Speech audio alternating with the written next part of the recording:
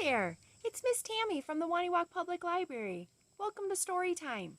I decided to do something different and have story time on my front porch since it's so beautiful outside. I hope you're enjoying your summer.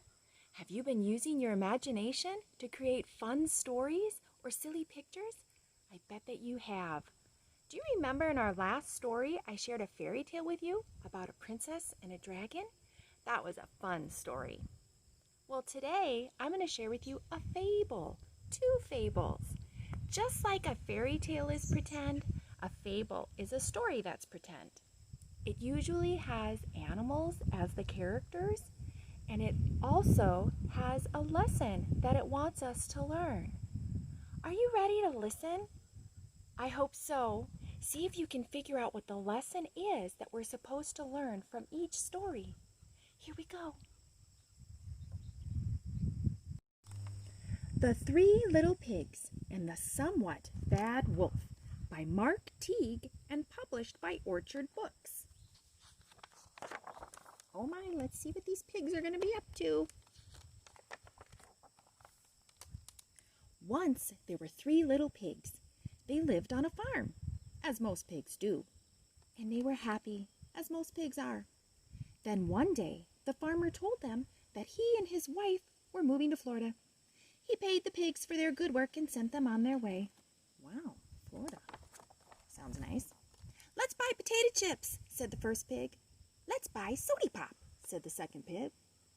Let's buy building supplies, said the third pig, who was altogether unpig-like. Reluctantly, the others agreed. The first pig decided to build a straw house. Since straw is cheap, he would have plenty of money left over for potato chips. And look at all those yummy potato chips he bought. The second pig decided to build a stick house.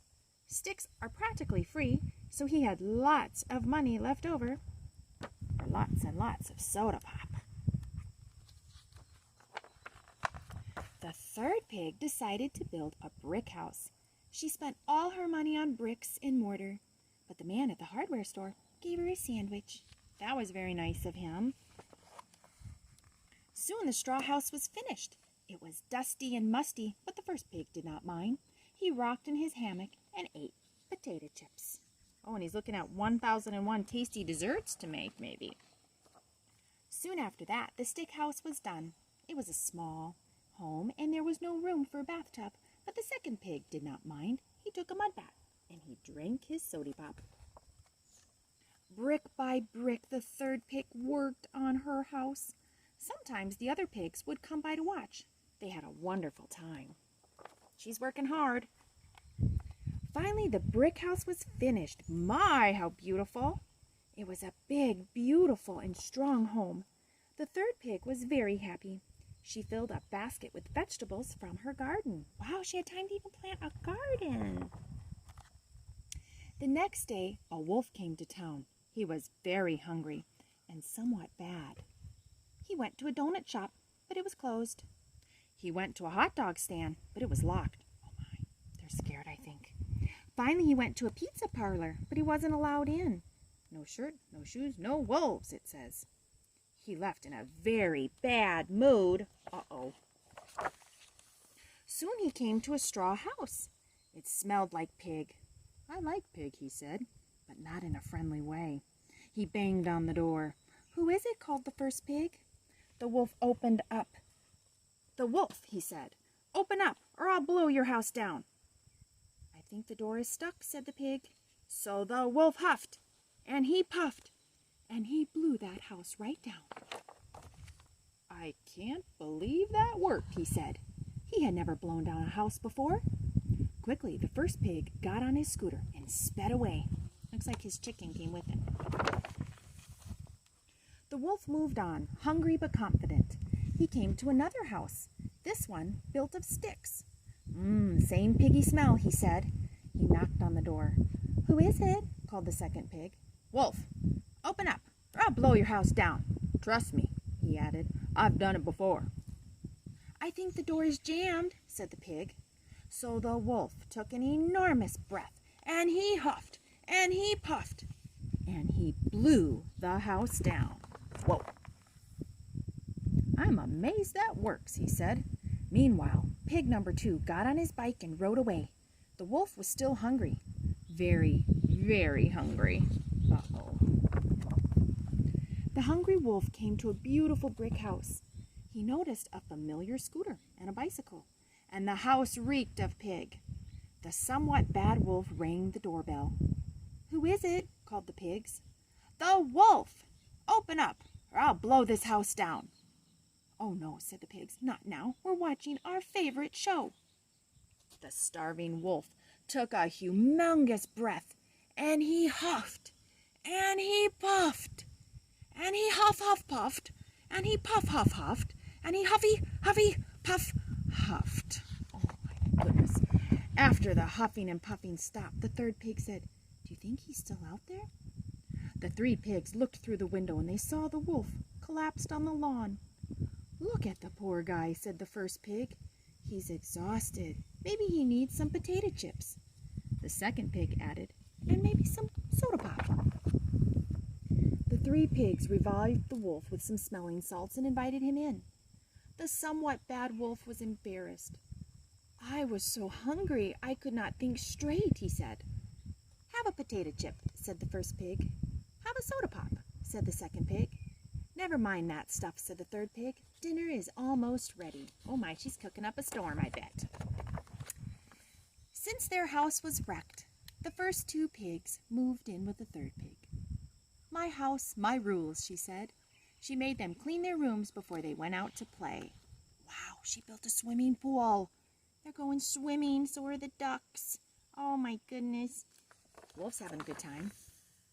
The wolf stayed too, but there was no more huffing and no more puffing, and he was hardly ever bad again. Oh my goodness, what a great story. That sure was a funny story. What was your favorite part? You know, I think I had a few favorite parts, like when the wolf huffed and he puffed so hard that he passed out, right out. But also how nice the pigs were to him, even when he wasn't very nice to them. Did you notice also how angry the wolf got because he was hungry? Sometimes, you know, I get upset when I'm hungry too. How about you? Did you also see how the first 2 pigs cared more about filling up their bellies with potato chips and soda pop than they were about building a safe house? I bet you noticed those things because you're smart. Well, thankfully in the end, the pigs helped the wolf. They shared their food and even their home with him. Yay! That was a very nice thing to do, don't you think? Now we'll go on to our next story.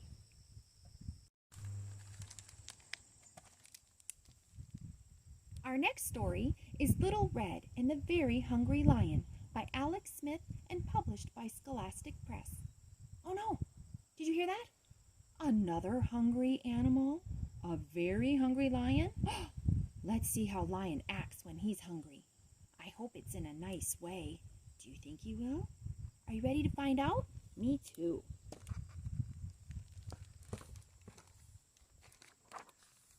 This is Little Red. Today she's going to be gobbled up by a lion. What? Oh no. And this is Lion. Well, that's what he thinks is going to happen anyway. Let's find out in our story. I hope not. One hot morning, Auntie Rosie woke up covered in spots. Uh-oh. There was only one thing for them. Spot medicine. Ring, ring, ring, ring. Oh dear, said Little Red when she heard the news. I'll come right away. So she put some spot medicine in her basket and waved goodbye to her daddy. And off she goes, it looks like. It was a long way to Aunt Rosie's house. Little Red walked under the giraffes. Oh my. Over the sleepy crocodiles. One's even drinking coffee. And past the chattering monkeys. Oh, chitter chatter, chitter chatter. She crept around the termite mounds and under the leaping gazelles. Look how pretty they are. Then she caught a ride on an elephant. Wow, that's She wiggled her way around the hippos and the warthogs and waved hello to the meerkats. Oh, what beautiful animals she saw on her journey. Then she sat down in the shade of a shady tree, and that's when the lion arrived.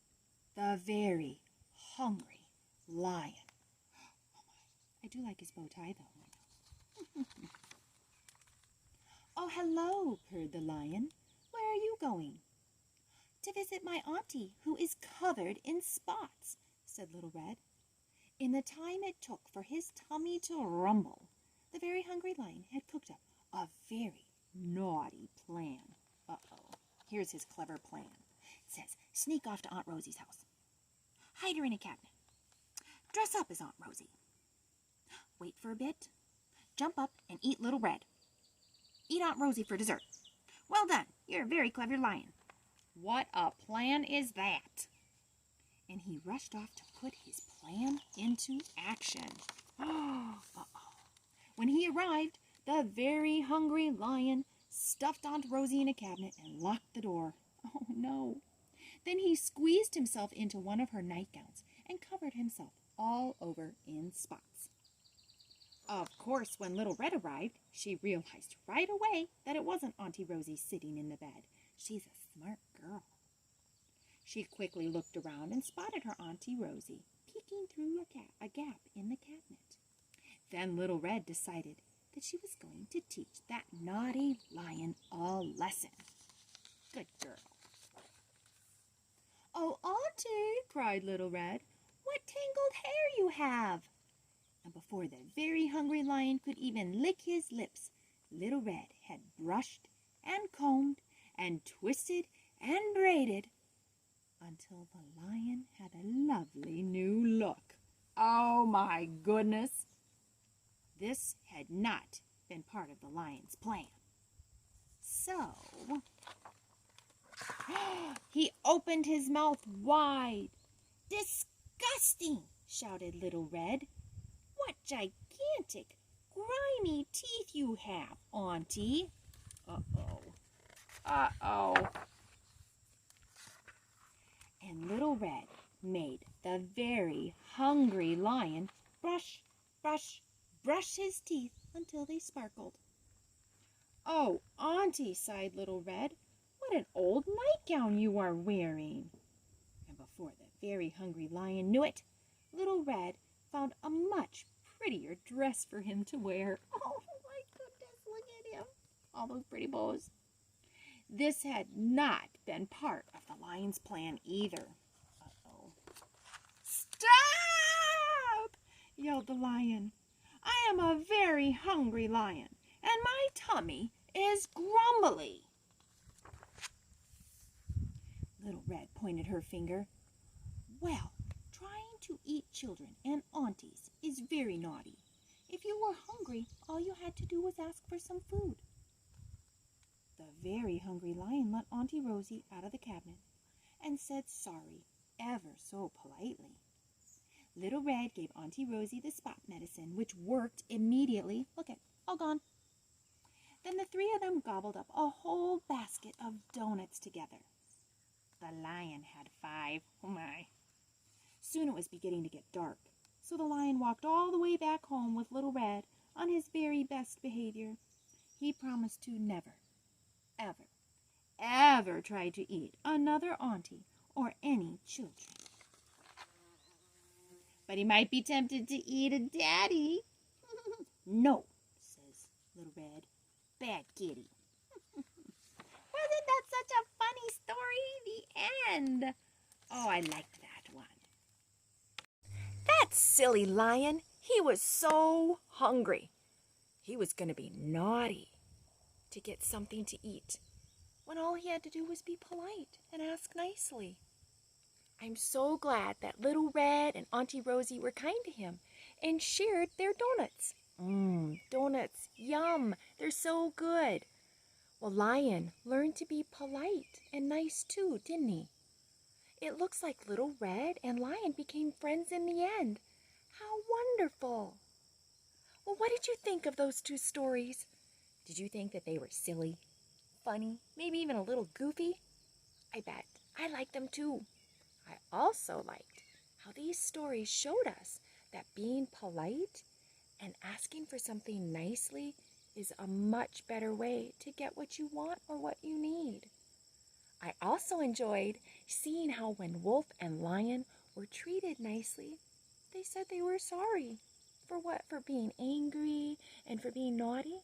And in the end, they acted nice too. I think those are good lessons to learn, don't you? Being nice is always the right thing to do.